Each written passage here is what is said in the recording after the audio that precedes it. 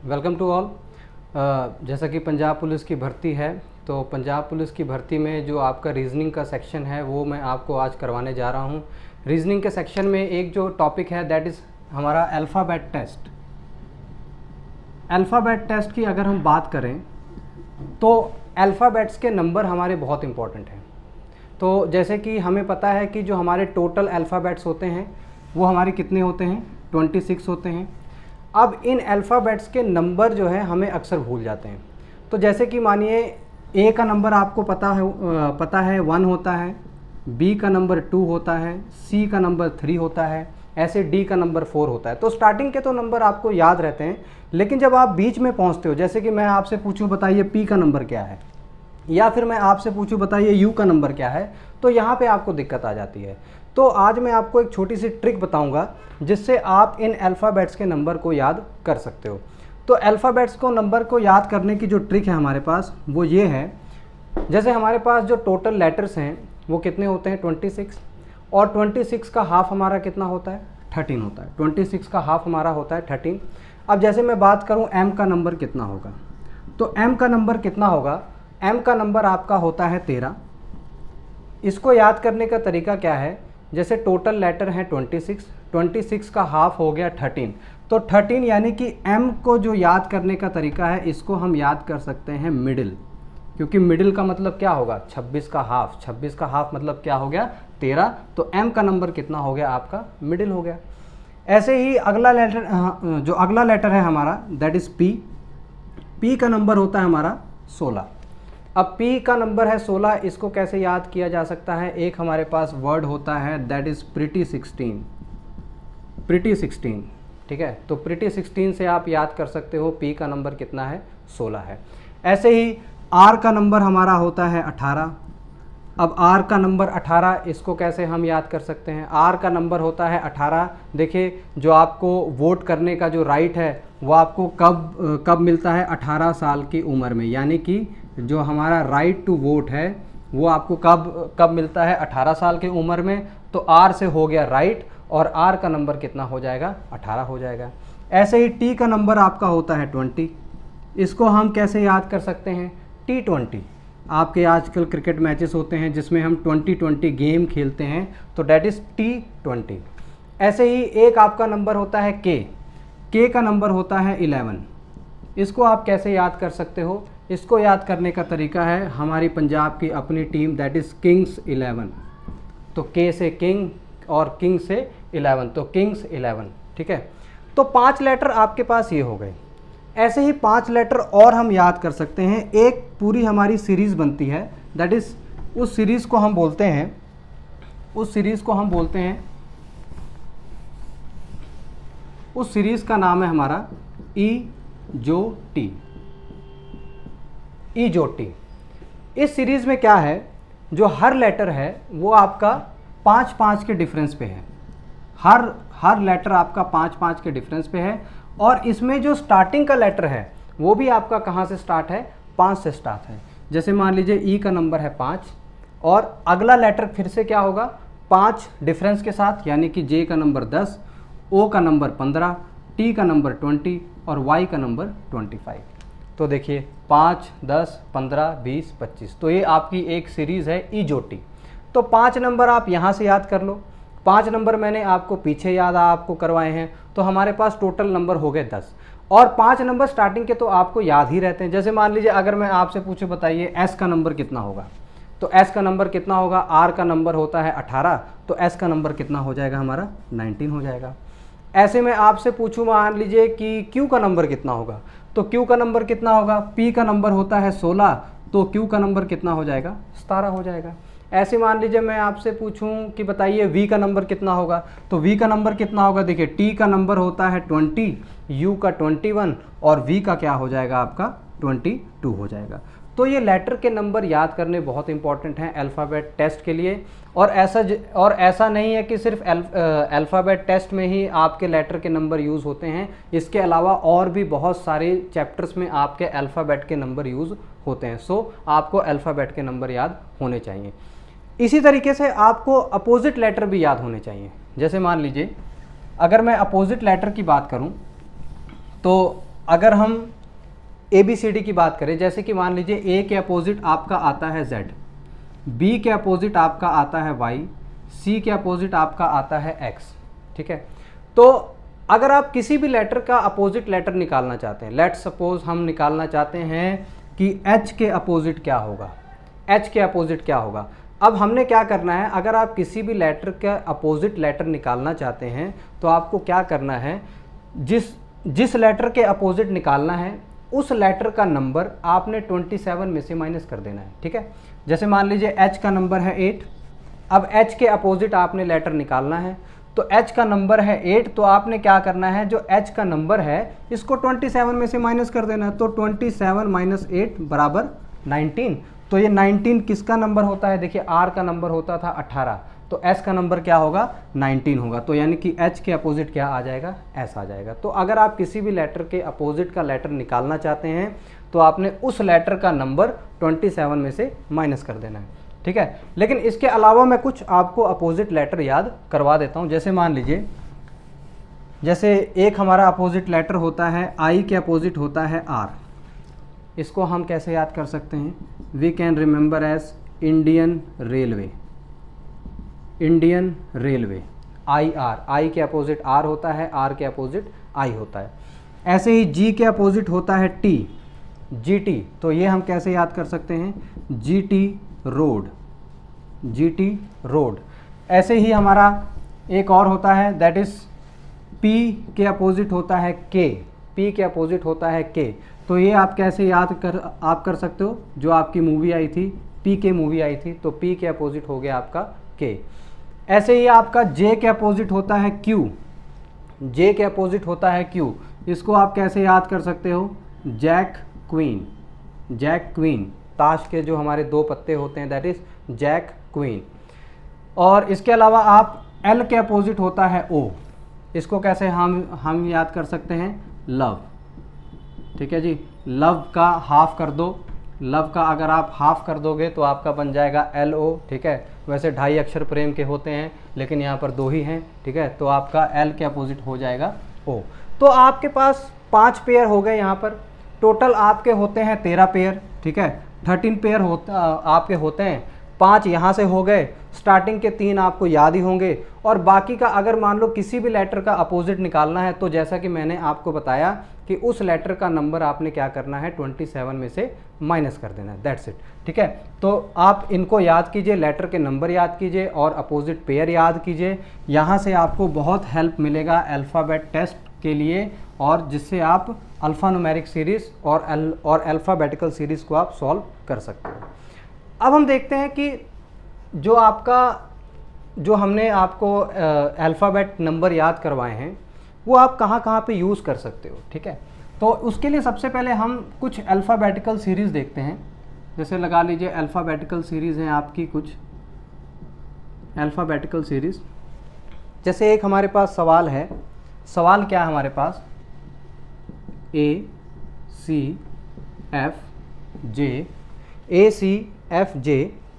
और आपको अगले 2 लेटर्स पता करने हैं कि मतलब पहला लेटर A है, अगला लेटर C है, अगला लेटर F है, अगला लेटर J है, तो अगले 2 लेटर कौन से आएंगे ये आपको पता करना है।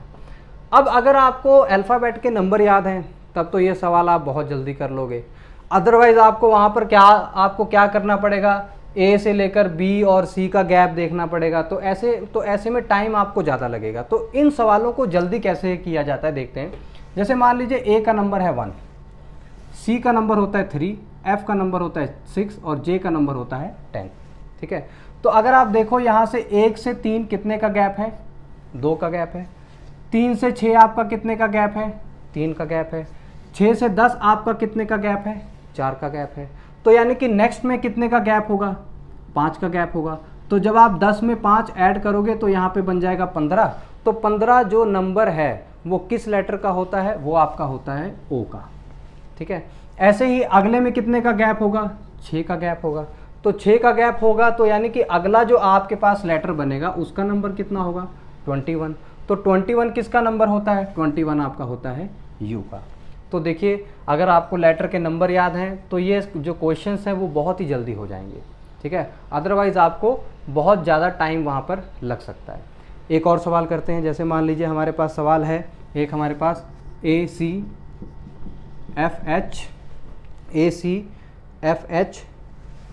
KMPR। अब जैसे ये एक सवाल है, पहले जो सवाल था उसमें तो हमारे पास एक एक लेटर थे।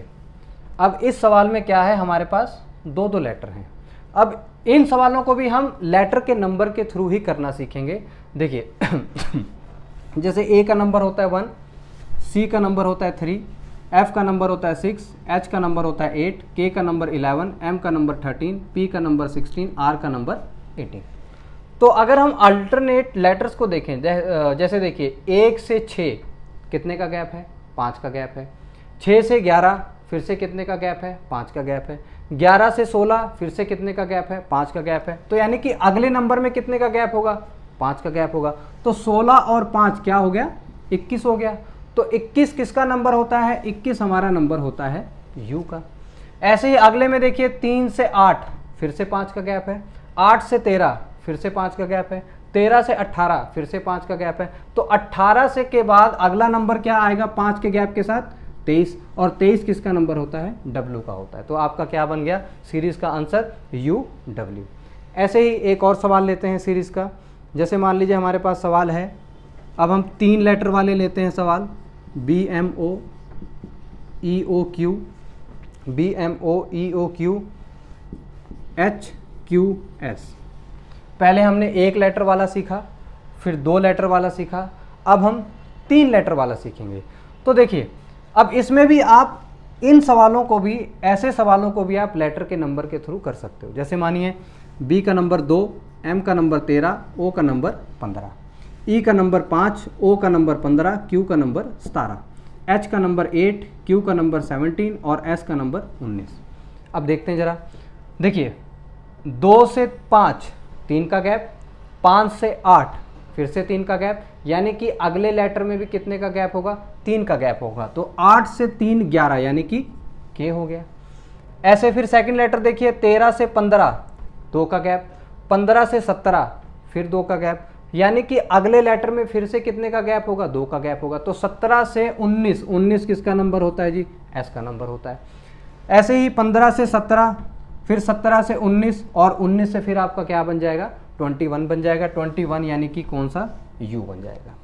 ठीक है, तो देखिए जब आप अल्फ़ाबेटिकल सीरीज़ को आप क्वेश्चन सॉल्व करने जाओगे तो उसमें आपको अल्फ़ाबेट्स के नंबर बहुत ज़्यादा हेल्प करने वाले हैं, अदरवाइज़ वहाँ पर आपको बहुत ज़्यादा टाइम लग सकता है। एक और हम ऐसे ही सवाल देखते हैं। जैसे मान लीजिए हमारे पास सवाल है, लेट सपोज हमारे पास एक ये सवाल है SCDTEF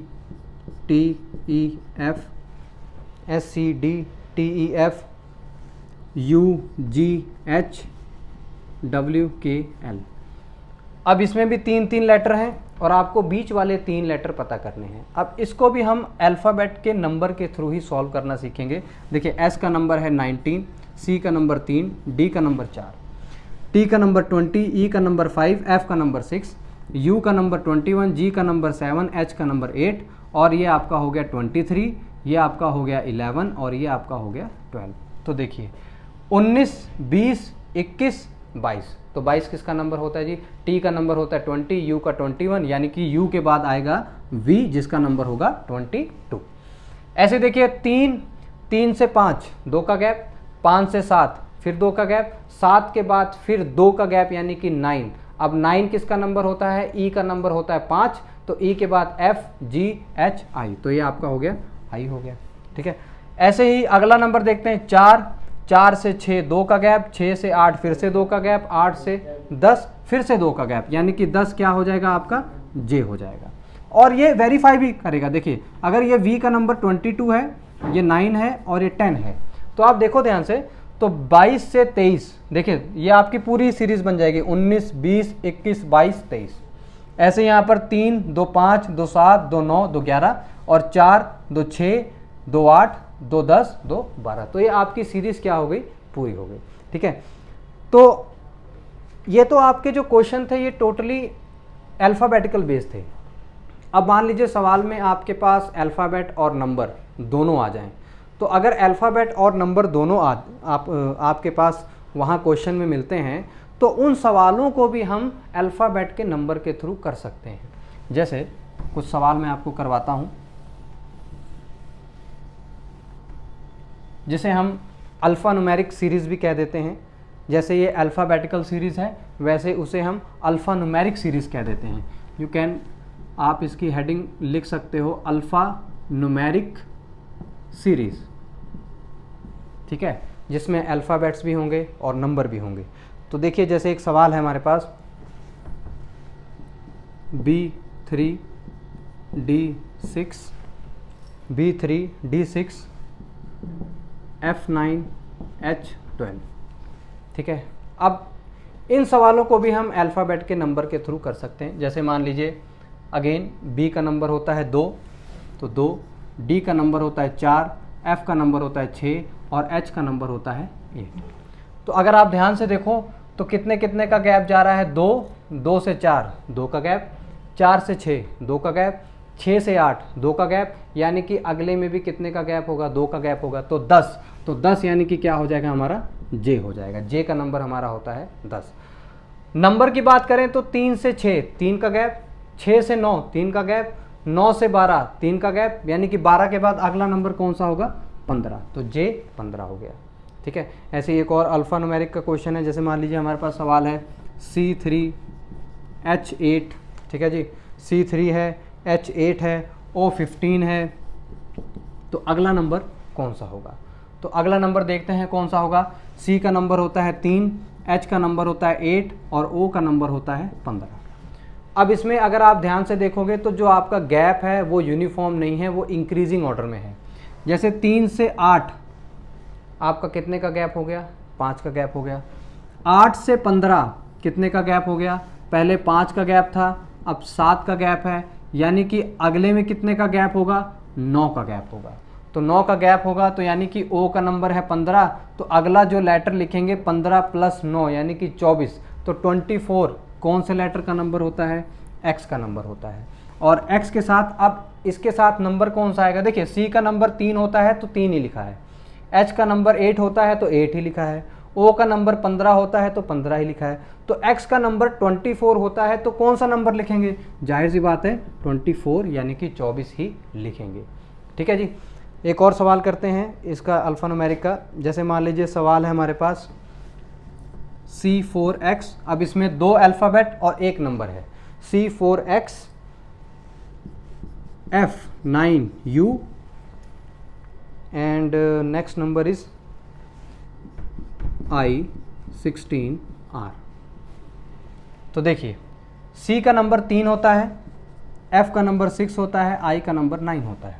तो क्या बन जाएगा, 3 से 6 3 का गैप, 6 से 9 फिर से 3 का गैप, यानी कि अगला जो लेटर बनेगा फिर से 3 के गैप के साथ बनेगा, यानी कि 9 और 3 कितना हो गया, 12 हो गया। और 12 किसका नंबर होता है, L का होता है।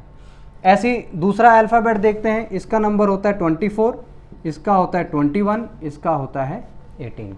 तो 24 से 21 3 का गैप, 21 से 18 फिर से 3 का गैप, यानी कि फिर 18 से 3 फिर माइनस होगा तो यानी कि 15, तो आपका क्या हो जाएगा, O हो जाएगा। इसी तरीके से आप देखो ध्यान से, ये आपका 4 है, यानी कि ये 2 का स्क्वायर है, ये 4 जो है आपका 2 का स्क्वायर है, ये 9 आपका 3 का स्क्वायर है, ये 16 आपका 4 का स्क्वायर है। तो यानी कि पहले 2 का स्क्वायर, फिर 3 का स्क्वायर, फिर 4 का स्क्वायर, तो अगला क्या हो जाएगा, 5 का स्क्वायर, दैट इज़ 25। तो यानी कि अगला जो आपके पास अल्फ़ा न्यूमेरिक सीरीज़ में आया है दैट इज़ L25O, ठीक है जी। एक और सवाल देखते हैं इसका अल्फ़ा न्यूमेरिक सीरीज़ का। हमारा सवाल है हमारे पास D4 F6 H8 J10। तो अगला लेटर आपको बताना है। अब देखिए D का नंबर 4 होता है, F का नंबर 6 होता है, H का नंबर 8 होता है, J का नंबर 10 होता है। तो 4 से 6 2 का गैप, 6 से 8 फिर से 2 का गैप, 8 से 10 फिर से 2 का गैप, यानी कि अगला जो लेटर होगा 2 के गैप के साथ क्या बनेगा, 12, 12 यानी कि हो गया L। और देखो ये लेटर के करस्पॉन्डिंग नंबर ही लिखे गए हैं, तो L का नंबर कितना होता है, 12 होता है, तो यहाँ पर क्या लिखा जाएगा, 12 लिखा जाएगा। तो जैसे हमने अल्फ़ाबेटिकल सीरीज़ सीखा वैसे ही हमने अल्फ़ा न्यूमेरिक सीरीज़ भी सीखा, और आपने देखा कि दोनों सीरीज़ में ही जो लेटर के नंबर हैं उनका यूज़ जो है काफ़ी अच्छे से हो रहा है। और इसके अलावा अल्फ़ाबेट नंबर्स का और कहाँ पे एप्लीकेशन होता है, हम एक और चीज़ देखते हैं, वो भी topic, that is alphabet test. Alphabet test, ठीक है जी। इसके लिए आपको एक सवाल पहले मैं लिखवाता हूँ, पहले आप सवाल देखिए, फिर मैं आपको वो सवाल करवाऊँगा। जैसे सवाल है, how many pairs of letter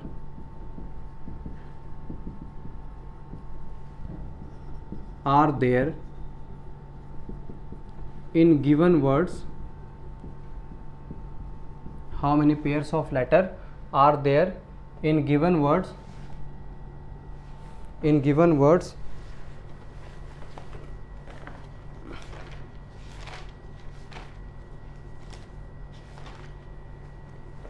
in given words are as far from each other as they are in alphabets। ठीक है जी।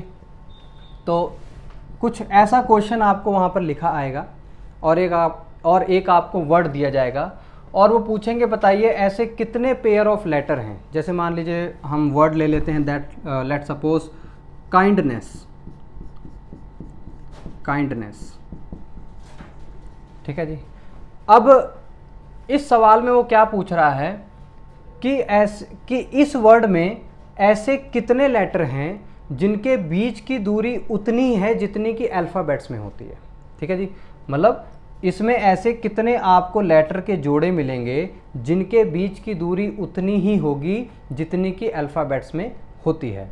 तो ऐसे सवालों को कैसे किया जाता है देखते हैं। पहले मैं आपको सिंपल वे में सिखाता हूँ, फिर बाद में लेटर के नंबर के यूज़ के थ्रू आप कैसे कर सकते हो फिर मैं आपको वो बताऊँगा। जैसे मान लीजिए जब हम ABCD पढ़ते हैं तो उसमें क्या आता है, A के बाद B आता है, B के बाद C आता है, C के बाद D आता है, D के बाद E आता है। तो ऐसे ही आपने ABCD यहाँ पे भी पढ़नी है। जैसे मान लीजिए आपके पास पहला लेटर क्या है, K है, तो K के बाद क्या आता है, L आता है। तो क्या यहाँ पर L है, नहीं है। तो ऐसे K के बाद L आता है, L के बाद क्या आता है, अल्फ़ाबेट में M आता है, लेकिन यहाँ पर क्या M है, नहीं है। M के बाद क्या आता है, हमारे पास N आता है, तो क्या यहाँ पर N है, N भी नहीं है। N के बाद आपके पास क्या आएगा, O, यहाँ पर O भी नहीं है। फिर आपके पास आएगा P, यहाँ पे P भी नहीं है। फिर आपके पास आएगा Q, Q भी नहीं है और R भी नहीं है। तो सिंपल वे में अगर मैं बोलूँ तो आपको K के बाद के सारे अल्फ़ाबेट्स पढ़ने हैं। कब तक पढ़ने हैं, जब तक ये सारे लेटर आपके पास ख़त्म नहीं हो जाते। कैसे, देखिए K के बाद L, M, N, O, P, Q, R। तो K के बाद ऐसा कोई भी लेटर हमारे पास नहीं है। ऐसे ही I के बाद हमारे पास क्या आएगा, J, K, L, M, N, O। तो I के बाद भी कोई लेटर नहीं है। और ऐसे ही पीछे भी जाना है, I के बाद क्या आएगा, J आएगा, तो J भी नहीं है। ऐसे ही N के बाद क्या आएगा हमारे पास, N के बाद हमारे पास आएगा O, P, Q, R, S। तो देखिए हमें एक लेटर मिल गया। ठीक है, कैसे किया हमने, N के बाद O, P, Q, R, S, तो एक लेटर आपको मिल गया। ऐसे पीछे भी जाना है, N के बाद O, P। ठीक है, फिर ऐसे D के बाद क्या आएगा, E, F, G, H। तो D के बाद ऐसा कोई भी लेटर नहीं है। और ऐसे पीछे भी काउंटिंग करनी है, D के बाद E, F, G। फिर N के बाद O, P, Q। फिर N के बाद O, P, Q, R। तो N के बाद ऐसा कोई भी लेटर नहीं है। फिर ऐसे E के बाद F, G, E के बाद F, G, H, I। एक और हमें लेटर मिल गया। और I के बाद क्या हो जाएगा, J हो जाएगा, जो कि नहीं है। S के बाद T, S के बाद T, U, V, W, X, Y। और ऐसे ही फिर देखिए S के बाद T, U, V, W, X, Y, Z। तो हमारे पास टोटल कितने लेटर हो गए, 1 + 1 2, यानी कि इसका आंसर क्या हो जाएगा, 2 हो जाएगा। तो ऐसे सवाल आपको वहाँ पर इसी तरीके से आप ऐसे भी कर सकते हो।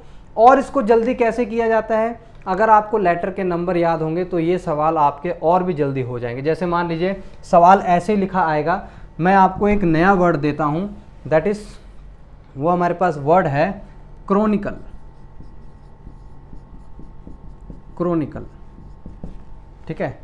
तो जो हमने पिछला जो मेथड किया था काइंडनेस वर्ड का, वो हमने अल्फ़ाबेट काउंटिंग के थ्रू किया था। अब ये जो वर्ड है इसको हम करेंगे आपका नंबर के थ्रू। देखते हैं नंबर के थ्रू आपका कैसे होता है, ठीक है। तो इसके लिए आपको अल्फ़ाबेट के नंबर, जैसा कि मैंने बताया कि आपको याद होना चाहिए, तो देखते हैं क्रॉनिकल, क्रॉनिकल। तो जैसे C का नंबर होता है 3, H का नंबर होता है 8, R का नंबर 18, O का नंबर 15, N का नंबर 14, I का नंबर 9, C का नंबर 3, L का नंबर 12, E का नंबर 5। अब हमने क्या करना है, जैसे हम अल्फ़ाबेट को काउंट करते थे उसी तरीके से आपने इन नंबरों को काउंट करना है। जैसे 3 के बाद क्या आता है हमारे पास, 4 नहीं है, 5, 6, 7, 8, 9, 10, 11। तो 3 के बाद ऐसा कोई भी नंबर नहीं है। 8 के बाद क्या है, क्या आएगा हमारे पास, 9, 10, 11, 12, 13, 14, 15। तो 8 के बाद भी कोई नंबर नहीं है। ऐसे पीछे की तरफ जाना है, 8 के बाद 9 नहीं है। 18 के बाद क्या आएगा हमारे पास, 19, 20, 21, 22, 23, 24। ऐसे 18 के बाद क्या आएगा, 19, 20। तो यहाँ भी कोई नहीं है। 15 के बाद गिने तो क्या आएगा, 16, 17, 18, 19, 20। और यहाँ पर गिने तो 15 के बाद 16, 17, 18।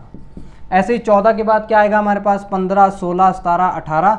और यहाँ पर गिने तो 14 के बाद 15। तो एक नंबर हमें जो है मिल गया। तो 14 के बाद 15, 15 के बाद 16, 17, 18 और इसके अलावा कोई नहीं है। 9 के बाद हमारे पास क्या आएगा, 10, 11, 12। 9 के बाद क्या आएगा यहाँ पर, 10, 11, 12, 13, 14। तो कोई भी नहीं है।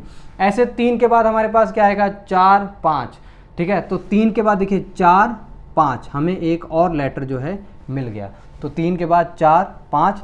ऐसे पीछे भी जाएंगे, 3 के बाद 4, 5, 6, 7, 8। देखिए एक और लेटर मिल गया, ठीक है। और 8 के बाद क्या हो गया, 9 हो गया। 12 के बाद 13, 12 के बाद 13, 14, 15, 16, 17, 18, 19। तो 12 के बाद कोई भी नहीं है। 5 के बाद 6, 7, 8, 9, 10, 11, 12, 13। तो कितने हमारा, क्या हमारा आंसर बन गया, 1 + 1 + 1, यानी कि कितने पेयर ऑफ लेटर हो गए, 3 पेयर ऑफ लेटर हमारे पास हो गए। तो आपने देखा कि अल्फ़ाबेट टेस्ट जो है, या फिर चाहे अगर आपको अल्फ़ाबेट के नंबर याद हैं तो उस चीज़ से आप अल्फ़ाबेटिकल सीरीज़, अल्फ़ान्यूमेरिक सीरीज़ और अल्फ़ाबेट टेस्ट आप बहुत अच्छे से कर सकते हो। एक और हम क्वेश्चन करते हैं इसका। जैसे सवाल है वुड पिगन।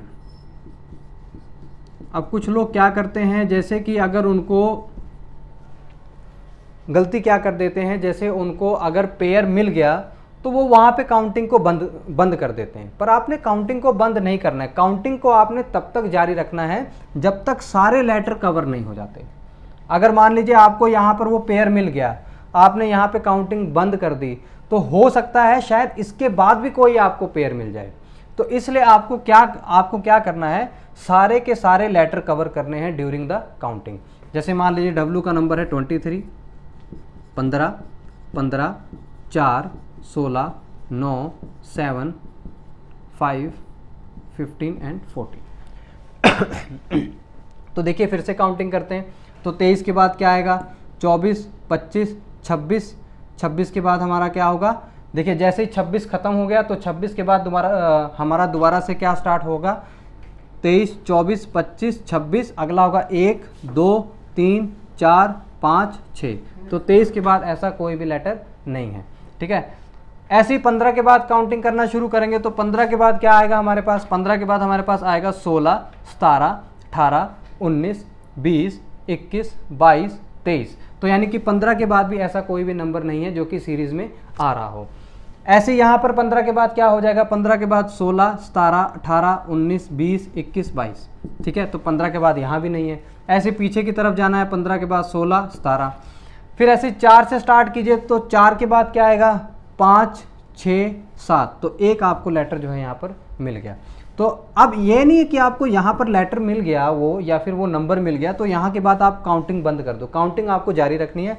तो 4 के बाद 5, 6, 7 के बाद 8, 9, 10, तो 4 के बाद कितने मिले थे? 1 मिला था, इसके अलावा और कोई नहीं मिला था। ऐसे ही 4 से पीछे भी जाना है, 4 के बाद 5, 6, 7, फिर ऐसे 16 से स्टार्ट कीजिए, 16 के बाद 17, 18, 19, 20, 21, 16 के बाद 17, 18, 19, 20, फिर ऐसे 9 से काउंटिंग शुरू कीजिए, 9 के बाद 10, 11, 12, 13, कोई नहीं है, 9 के बाद फिर 10, 11, 12, 13, 14, कोई भी नहीं है।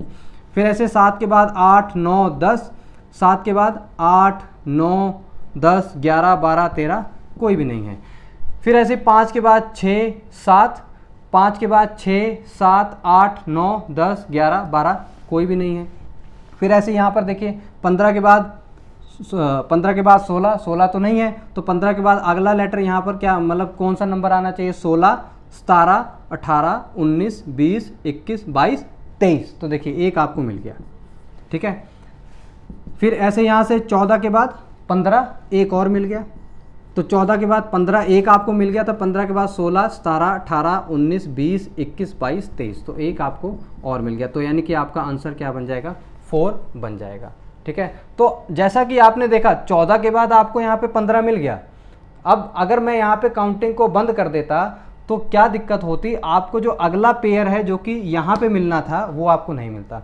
सो दैट्स वाई जब आपने इस चीज़ का ध्यान में रखना है कि जब कभी भी आपको पेयर भले ही मिल जाए, उस पेयर के अलावा आपने काउंटिंग को आगे जारी रखना है। कब तक जारी रखना है? जब तक वो आपका जो लेटर है वो ख़त्म नहीं हो जाता, ठीक है जी।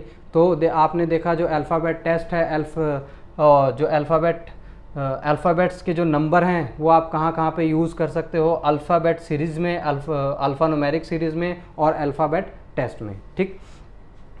एक और सवाल कर लेते हैं सो डैट आपको ये कंसेप्ट और अच्छे से क्लियर हो जाए और आपको वहाँ पे कोई प्रॉब्लम ना हो। जैसे मान लीजिए हमारे पास एक सवाल है, दैट इज़ ऑस्टिनेशन। ऑस्टिनेशन, अब हमने पता करना है कि ऑस्टिनेशन में ऐसे कितने पेयर ऑफ लेटर हैं जिनके बीच की दूरी उतनी है जितनी कि अल्फ़ाबेट्स में होती है। तो जैसा कि मैंने बताया, आपने क्या करना है, सभी लेटर के नंबर आपने लिख देने हैं। जैसे ओ का नंबर है 15, एस का नंबर 19, टी का नंबर 20, ई का नंबर 5, एन का 14, ए का 1, टी का 20, 9, 15 और 14। तो देखिए फिर से वही काम करेंगे, कोई काम को मतलब बस नंबर आपको गिनना है। तो 15 के बाद 16, 17, 18, 19, 20, 21, 22, 23, 24 हो गया। 19 के बाद 20 एक मिल गया। 20 के बाद 21, 22, 23, 24, 25, 26, 27, तो आपके पास कोई भी नहीं है, ठीक है। ऐसे 20 के बाद 21, 22, 23, 24, 25, 26, 26 के बाद आप याद रखना आप 27, 28 भी कर सकते हो, या आप ऐसे भी कर सकते हो कि 26 जैसे पूरा हो गया, क्योंकि 26 नंबर किसका होता है? Z का होता है। तो 26 के बाद कौन सा लेटर आएगा? जाहिर सी बात है A आएगा, तो यानी कि 1 होगा, ठीक है। इस बात का ध्यान आप रखना। तो 20 का हमने कर लिया था। उसके बाद देखिए 5 है, 5 के बाद क्या हो जाएगा? 6, 7, 8, 9 एक मिल गया। 9 के बाद 10, 11, ठीक है, तो ये भी हो गया। 5 के बाद 6, 7, 8, फिर ऐसे 14 के बाद 15, 16, 17, 18, 19, 14 के बाद 15, 16, 17, 18 कोई भी नहीं है, ठीक है। ऐसे देखिए एक के बाद 2, 3, 4, 5, एक के बाद 2, 3, 4, 5, 6, ऐसा कोई भी नहीं है, ठीक है। 20 के बाद फिर आपका 21, 22, 23, 20 के बाद आपका 21, 22, 23, 24, 25, 26, ऐसा कोई भी नहीं है, ठीक है। फिर ऐसे 9 के बाद आपका 10, 11, 9 के बाद आपका 10, 11, 12, 13, 14, 15, 16, तो 9 के बाद भी कोई नहीं है। 15 के बाद 16, 15 के बाद 16, 17, 18, 19, 20, 21, 22, 23, यहाँ भी कोई नहीं है। फिर ऐसे 14 के बाद 15, तो एक और मिल गया। तो 14 के बाद 15, 16, 17, 18, 19, 20, 21, 22, 23, तो आपके कितने बन गए? 1 + 1 2 बन गए, ठीक है जी। तो जैसे कि मैंने आपको बता दिया कि अल्फ़ाबेट टेस्ट में मतलब आप कैसे कैसे लेटर के नंबर के यूज़ के थ्रू आप अल्फ़ाबेटिकल सीरीज़, अल्फ़ान्यूमेरिक सीरीज़ और अल्फ़ाबेट टेस्ट के क्वेश्चंस को आप कैसे कर सकते हो, ठीक है। अब एक और टॉपिक मैं आपको बताने जा रहा हूँ, दैट इज़ जिसकी काफ़ी वेटेज है, that is order and ranking, ठीक है जी। ऑर्डर एंड रैंकिंग की बात करें तो सबसे पहले हम स्टार्ट करते हैं रैंकिंग से। अगर मैं रैंकिंग की बात करूं तो रैंकिंग में सबसे पहले हम बात करते हैं टाइप नंबर 1 की। तो टाइप नंबर 1 में आपका क्या होता है, टाइप नंबर 1 में आपका क्या होगा, जैसे मान लीजिए टाइप नंबर 1 आपका क्या है कि कोई एक पर्सन है जिसका रैंक आपको लेफ्ट से दे रखा है, जिसका रैंक आपको लेफ्ट से दे रखा है और इसी पर्सन का रैंक आपको राइट से भी दे रखा है। ठीक है जी, एक ही पर्सन का रैंक आपको लेफ्ट और राइट दोनों से पता है। वो क्या पूछेगा, बताइए टोटल नंबर ऑफ पर्सन कितने होंगे, टोटल नंबर ऑफ पर्सन कितने होंगे। तो हमेशा याद रखना, जब कभी भी एक पर्सन का रैंक आपको लेफ्ट और राइट दोनों से दिया जाएगा और वहाँ से वो अगर पूछे कि बताइए टोटल नंबर ऑफ पर्सन कितने होंगे, तो आपको क्या करना है, rank from left plus rank from right -1 कर देना है। यहाँ से आपके पास क्या निकल कर आ जाएगा, टोटल नंबर ऑफ पर्सन आपके पास निकल कर आ जाएगा। एग्जाम्पल लेते हैं, जैसे मान लीजिए वो दे देता है कि A is 15th from left and 20th from right तो find the total number of person, find the total number of person. अब इसको कैसे करते हैं सवाल को, जैसे कि मैंने आपको टाइप नंबर 1 में बताया कि आपको एक पर्सन का रैंक जो है लेफ्ट और राइट दोनों से पता होंगे, तो दोनों के रैंक को प्लस करके -1 आप करोगे तो आपके पास टोटल नंबर ऑफ पर्सन निकल जाएगा। अब इसमें क्या दे रखा है, A is 15th from left, यानी कि A का जो रैंक है लेफ्ट से वो कितना है, 15 है, और इसी A का रैंक जो है राइट से कितना है, 20 है। तो A का रैंक लेफ्ट से 15 और राइट से कितना है, 20। आपको क्या निकालना है, टोटल नंबर ऑफ पर्सन। तो टोटल नंबर के लिए हम क्या करेंगे, जो यहाँ पर रैंक फ्रॉम लेफ्ट लिखा है यहाँ पर हम लिख देंगे 15, और जो यहाँ पर रैंक फ्रॉम राइट लिखा है यहाँ लिख देंगे 20। दोनों को प्लस कर दो और -1 कर दो, तो आपके पास आंसर क्या आ जाएगा, 20 + 15 35, 35 - 1 यानी कि 34। तो आपके पास टोटल नंबर ऑफ पर्सन निकल कर आ गए। तो हमेशा याद रखना, जब कभी भी आपको total number of person in a row निकालना है तो आपको एक पर्सन का रैंक लेफ्ट और राइट दोनों से क्या होना चाहिए, पता होना चाहिए। ठीक है, तो ये टाइप नंबर 1 था। इसी में टाइप नंबर 2 में देखते हैं। टाइप नंबर 2 भी कुछ इसी से मिलता जुलता है। टाइप नंबर 2 में क्या है, जैसे मान लीजिए अब इसमें आपको A का रैंक लेफ्ट से दे दिया गया है, ठीक है जी, और आपको उसने ये बता दिया कि A के बाद नंबर ऑफ पर्सन कितने। देखिए ध्यान रखना इस बात का, अब वो आपको A का रैंक लेफ्ट से दे रहा है और आपको साथ में ये बता रहा है कि number of person after A कितने हैं, number of person after A, यानी कि A के बाद नंबर ऑफ पर्सन कितने हैं ये आपको बता दिया है। तो इसके लिए क्या हम करेंगे, अगर इसमें आपको टोटल नंबर निकालना पड़ा तो हम क्या करेंगे, सिंपल है, बहुत ही सिंपल, रैंक फ्रॉम लेफ्ट इसको लिख लो प्लस जितने नंबर ऑफ पर्सन्स हैं उनको आप लिख लो, दोनों को आप कर दो ऐड, तो आपके पास क्या निकल कर आ जाएगा, टोटल नंबर ऑफ पर्सन निकल कर आ जाएगा। जैसे मान लीजिए एक और सवाल करते हैं इसका कि rank of A from left is 22 and there are 8 person after A. After A, find the total number of person. Find the total number of person. ठीक है जी। अब इस सवाल में वो क्या बोल रहा है कि आपको A का जो रैंक है लेफ्ट से, यानी कि ये वाला हिस्सा कितना दे दिया गया है, 22 दे दिया गया है, और साथ में उसने क्या बता दिया है कि number of person after A कितने हैं आपके पास, कितने हैं आपके पास, 8 हैं। ठीक है जी, क्या पूछा है, टोटल नंबर ऑफ पर्सन। तो देखिए रैंक फ्रॉम लेफ्ट कितना है आपके पास, 22 है, number of person after A कितने हैं, 8 हैं, तो आपके पास टोटल नंबर कितना हो जाएगा 22 + 8 यानी कि कितना हो जाएगा आप ये आपके पास 30 हो जाएगा। ठीक है जी। तो देखिए आप मतलब टाइप नंबर 2 में क्या है, बेसिकली आपको एक पर्सन का रैंक दोनों तरफ से नहीं दिया है, रैंक जो है एक ही तरफ से दिया है, लेकिन number of person after a उसने क्या किया है आपको बता दिया है। ठीक है, इसी तरीके से टाइप नंबर 3 है। अब टाइप नंबर 3 में क्या होगा, आपके पास 2 पर्सन आ जाएंगे, एक ही रो में आपके पास 2 पर्सन आ जाएंगे। जैसे मान लीजिए एक पर्सन हो गया ए, एक पर्सन हो गया बी।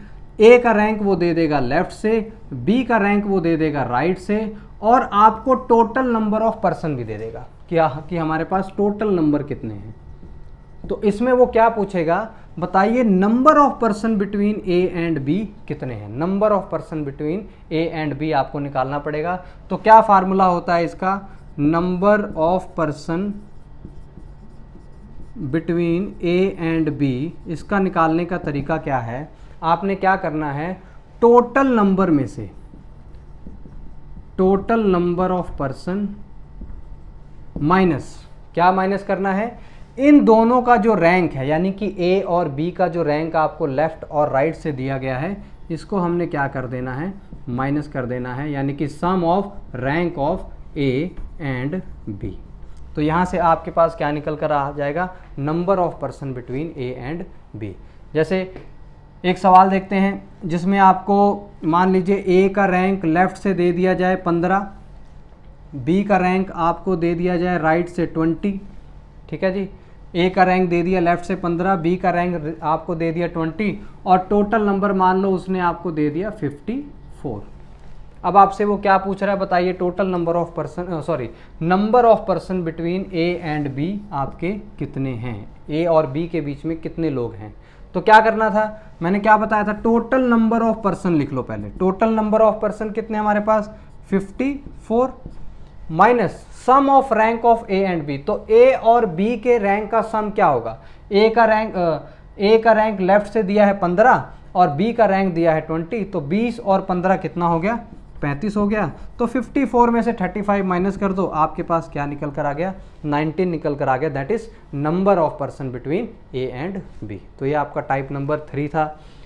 टाइप नंबर, अब इसके बाद है हमारा टाइप नंबर 4 भी देख लेते हैं। टाइप नंबर 4 में क्या होता है,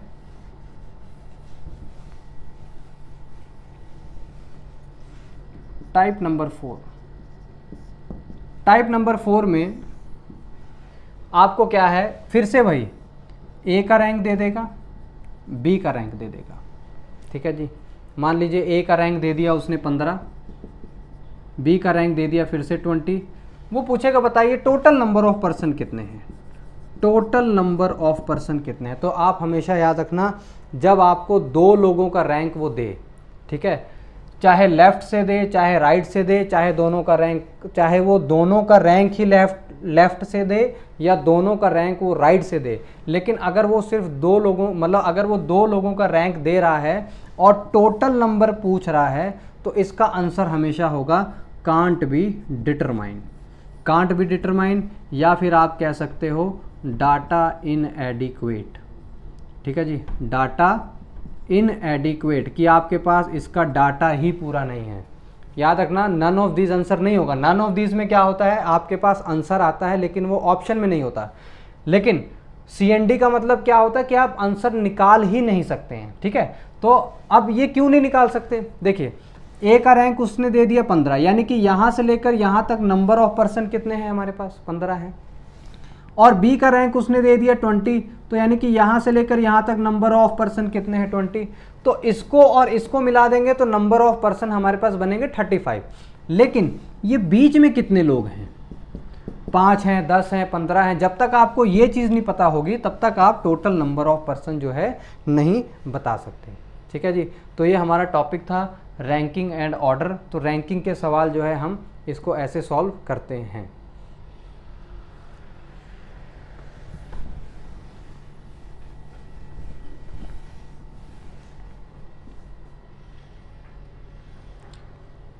तो एक हमारे पास और टॉपिक है, उसको भी देख लेते हैं, रैंकिंग एंड ऑर्डर। जैसे कि आपने देखा रैंकिंग का बेसिक आपका ये था। तो रैंकिंग के बेसिक के अलावा एक हमारे पास दैट इज़ टॉपिक है डिस्टेंस एंड डायरेक्शन का, ठीक है, जिसके अच्छे खासे सवाल आते हैं एग्ज़ाम में। डिस्टेंस एंड डायरेक्शन की बात करें, ठीक है, तो डायरेक्शंस की अगर हम बात करें, डायरेक्शन, ठीक है, जब हम इसके बेसिक कंसेप्ट की बात करें, बेसिक कंसेप्ट की, तो हमारे पास टोटल कितने डायरेक्शंस होते हैं? 4 डायरेक्शंस होते हैं, ठीक है जी, 4 डायरेक्शंस होते हैं। कौन कौन से डायरेक्शंस होते हैं? देखिए, अगर ऊपर की तरफ हम जाएं तो दैट इज़ कॉल्ड नॉर्थ, नीचे की तरफ जाएं तो ये आपका होता है साउथ, इस तरफ जाएं तो ये आपका होता है ईस्ट, और ये आपका होता है वेस्ट। तो नॉर्थ, साउथ, ईस्ट और वेस्ट, ये हमारे पास टोटल 4 डायरेक्शंस होते हैं। इसके बाद अब बात करें अगर कंजुकेटिव डायरेक्शंस की, जैसे कि नॉर्थ के बाद तुरंत ईस्ट आता है, ईस्ट के बाद तुरंत साउथ आता है, साउथ के बाद तुरंत आपका वेस्ट आता है। तो जो कंजुकेटिव डायरेक्शंस हैं, इनके बीच का जो एंगल होता है वो आपका होता है 90 डिग्री का। यानी कि जैसे नॉर्थ और ईस्ट है, तो नॉर्थ और ईस्ट के बीच का एंगल कितना होगा? 90 डिग्री का होगा। ऐसे ही ईस्ट और साउथ के बीच का एंगल भी कितना होगा? 90 डिग्री का होगा। ऐसे ही साउथ और वेस्ट के बीच का भी एंगल कितना होगा? 90 डिग्री का होगा। ऐसे ही नॉर्थ और वेस्ट के बीच का एंगल कितना होगा? 90 डिग्री होगा। यानी कि जो कंजुकेटिव डायरेक्शंस हैं उनके बीच का जो एंगल होता है वो आपका कितना होता है? 90 डिग्री का होता है। ऐसे ही अपोजिट डायरेक्शंस की बात करें अगर, जैसे कि नॉर्थ और साउथ है, तो इसके बीच का एंगल कितना हो जाएगा? जाहिर सी बात है, 90 ये है, 90 ये है, तो 90 + 90 कितना हो जाएगा? 180 डिग्री। यानी कि अपोजिट डायरेक्शन, अगर मैं बात करूं अपोजिट डायरेक्शंस की, तो 180 डिग्री, और कंजुकेटिव डायरेक्शंस की आपका एंगल क्या होगा? 90 डिग्री होगा, ठीक है। अब दूसरी बात, अगर पर्सन यहाँ पर है तो उसका डायरेक्शन नॉर्थ निकलेगा, पर्सन यहाँ पर है तो उसका डायरेक्शन ईस्ट निकलेगा, पर्सन यहाँ पर है तो उसका डायरेक्शन साउथ निकलेगा, और पर्सन यहाँ पर है तो उसका डायरेक्शन क्या निकलेगा? वेस्ट निकलेगा। लेकिन अगर मान लीजिए पर्सन आपका इस पॉइंट पर हो, अब इसका डायरेक्शन क्या निकलेगा? इसका डायरेक्शन क्या निकलेगा? बेसिकली आप देखो ये पॉइंट किस किस डायरेक्शन के बीच में है, तो ये पॉइंट किस किस डायरेक्शन के बीच में है? नॉर्थ और ईस्ट के बीच में है। तो यानी कि इसका जो डायरेक्शन आपका निकलेगा वो निकलेगा नॉर्थ ईस्ट, ठीक है जी। ये पॉइंट है आपका, ये पॉइंट किसके किसके बीच में है? नॉर्थ और ईस्ट के बीच में है, तो इसका डायरेक्शन क्या निकलेगा? नॉर्थ ईस्ट निकलेगा। ऐसे ही आपका मान लीजिए पॉइंट आपका यहाँ पर है, अब ये पॉइंट आपका किस किस के बीच में है? ये पॉइंट है आपका साउथ और ईस्ट के बीच में, तो इसका डायरेक्शन आपका क्या निकलेगा? ये आपका निकलेगा साउथ ईस्ट, ठीक है जी। ऐसे ही मान लीजिए ये है, अब ये पॉइंट आपका किस किस के बीच में है? ये पॉइंट है आपका बीच में साउथ और वेस्ट के बीच में, तो इसका आपका डायरेक्शन क्या निकलेगा? साउथ वेस्ट निकलेगा, ठीक है जी। ऐसे ही मान लीजिए पॉइंट ये है, अब ये पॉइंट किस किस के बीच में है? नॉर्थ और वेस्ट के बीच में है, तो ये आपका डायरेक्शन निकलेगा नॉर्थ वेस्ट। तो किसी का भी डायरेक्शन आपको निकालना है, बस आपको ये चेक करना है कि वो पॉइंट जो है किस किस के बीच में आ रहा है। और ऐसा भी नहीं है कि 1 डिग्री का एंगल बने या 89 डिग्री का एंगल बने, कोई भी डिग्री का एंगल बने, ठीक है, सिर्फ 0 और 90 को छोड़कर, तो उसका डायरेक्शन ये नॉर्थ वेस्ट ही माना जाएगा।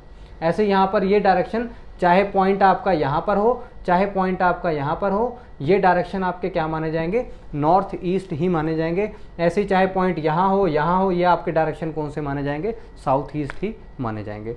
अब इसके अलावा, अब डायरेक्शन में इसके अलावा जो सबसे इम्पॉर्टेंट टॉपिक है, जो हमारा जो इम्पॉर्टेंट होता है डायरेक्शन में, वो होता है लेफ्ट टर्न और राइट टर्न। अब राइट और लेफ्ट टर्न को कैसे पहचानते हैं? देखिए, अगर आप किसी भी डायरेक्शन पर हो, अगर आप वहाँ से राइट टर्न लेना चाहते हो, राइट टर्न, ठीक है, तो आपको हमेशा जाना पड़ेगा क्लॉकवाइज डायरेक्शन में। यानी कि जिस डायरेक्शन में घड़ी चलती है, अगर आप उस डायरेक्शन में जाओगे तो वो आपका क्या माना जाएगा? राइट टर्न माना जाएगा। यानी कि अगर आपको लेफ्ट टर्न जाना है, तब आपको कैसे जाना पड़ेगा? एंटी क्लॉकवाइज डायरेक्शन में, यानी कि घड़ी के अपोजिट डायरेक्शन में। जैसे मान लीजिए यह आपका नॉर्थ डायरेक्शन है, अब आप यहाँ पर हो, अब आप यहाँ से राइट टर्न लेना चाहते हो, तो जाहिर सी बात है घड़ी आपके ऐसे चलती है, ठीक है। तो यानी कि जब आप इस तरफ जाओगे तो ये आपका बनेगा राइट टर्न और ये आपका बनेगा लेफ्ट टर्न, ठीक है। अब मान लीजिए मैं ईस्ट डायरेक्शन पर हूँ, यहाँ से मैं राइट टर्न लेना चाहता हूँ, तो जाहिर सी बात है यहाँ से घड़ी नीचे की तरफ जाती है, तो यानी कि ये आपका बन गया राइट और ये ऊपर बन गया आपका लेफ्ट, ठीक है। मैं यहाँ पर हूँ, साउथ डायरेक्शन पर हूँ, यहाँ से मैं राइट टर्न लेना चाहता हूँ, तो राइट टर्न लेने के लिए मुझे इस साइड जाना पड़ेगा, यानी कि ये मेरा बन जाएगा राइट और ये मेरा बन जाएगा लेफ्ट, क्योंकि घड़ी यहाँ से ऐसे अपोजिट जाती है और इस डायरेक्शन में आपकी जो है घड़ी चलती है। ऐसे मान लीजिए आप वेस्ट डायरेक्शन में हैं, अब यहाँ से घड़ी आपकी कैसे जाएगी ऊपर की तरफ, तो ये आपका बन जाएगा राइट टर्न और ये आपका बन जाएगा लेफ्ट टर्न। डिस्टेंस और डायरेक्शन के क्वेश्चन में जो सबसे इंपॉर्टेंट आपका होता है वो यही होता है कि राइट और लेफ्ट को आप कितनी जल्दी पहचान लो, क्योंकि जितनी जल्दी आप राइट और लेफ्ट को पहचान लोगे उतनी जल्दी आपको क्या होगा, डायरेक्शन समझ में आ जाएगा। तो राइट और लेफ्ट पहचानने की ट्रिक मैंने आपको बता दी है। राइट जाना चाहते हो तो क्लॉकवाइज और लेफ्ट जाना चाहते हो तो आपका एंटी क्लॉकवाइज आपको जाना पड़ेगा। एक सवाल करते हैं इसका डिस्टेंस और डायरेक्शन का।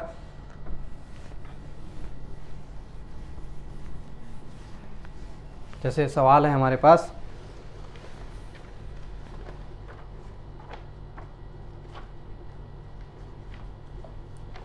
जैसे सवाल है A is to the south of B, A is to the south of B and C to the east of B, ठीक है जी। तो सवाल हमारे पास क्या है, A is to the south of B and C is to the east of B and you have to find in what direction